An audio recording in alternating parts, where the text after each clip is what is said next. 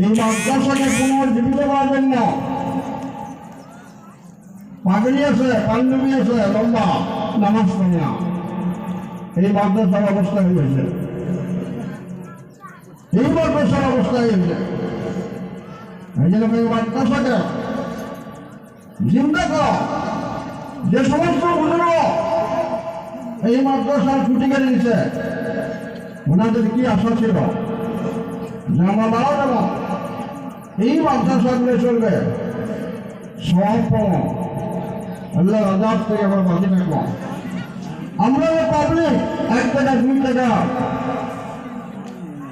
100 200 করে ধান দেয় চলে দেয় ফলো করে আজাদের জন্য, ফলো করে যাতে আল্লাহ জাহান্নামে না দেয়। কিন্তু আজকে দেখা যায় চালা হয় মাদ্রাসা পড়া নাই, মাদ্রাসার ছাত্র নাই। মানে আপনাদের কাছে অনুরোধ করলাম, আমরা সিনিয়র মানুষ হিসেবে, সিনিয়র আলেম হিসেবে, মুরব্বী হিসেবে এই জায়গা পার্শ্ববর্তী মাদ্রাসার মেহরবানি আছে, পার্শ্ববর্তী মেহরবানি সরকারি আছে। মাদ্রাসা পূর্ণরূপ দেওয়ার জন্য ছাত্র দেন এবং ওস্তাদগুলার কেয়ার করে লক্ষ্য দেন যে ওস্তাদ খালি কালেকশন করে না পড়া পারে, এটা লক্ষ্য দেওয়ার কথা। আমরা ছাত্র দেওয়ার জন্য রাজ দিয়েছি, ছাত্র দেব মাদ্রাসা পূর্ণ পর্যায়ে উন্নতি আমলগুলো দেয়। কথাটা অনেকের ভালো লাগবে, অনেকগুলো বেয়া লাগবে।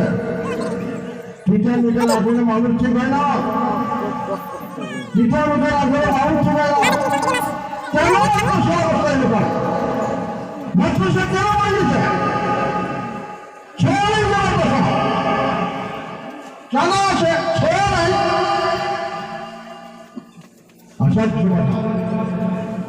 এটা পাবলিকের কর, মন্ডল শিক্ষক বলব, মন্ডল কমিটি বলব, 10 টাকা কেন আনে কেন? প্রত্যেকটা মানুষ মাদ্রাসা কে চালে যাবে? মেয়ে মানুষের চালাবে, পর্দার আওয়াজ সেই চালাবে।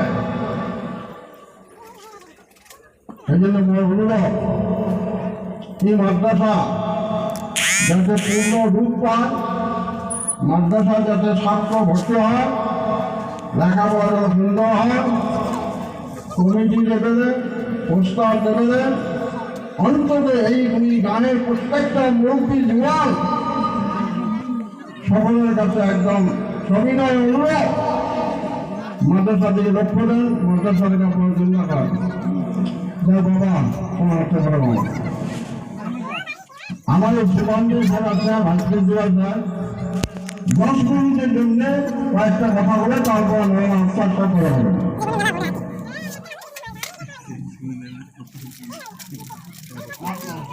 মনে করবো ইনশাআল্লাহ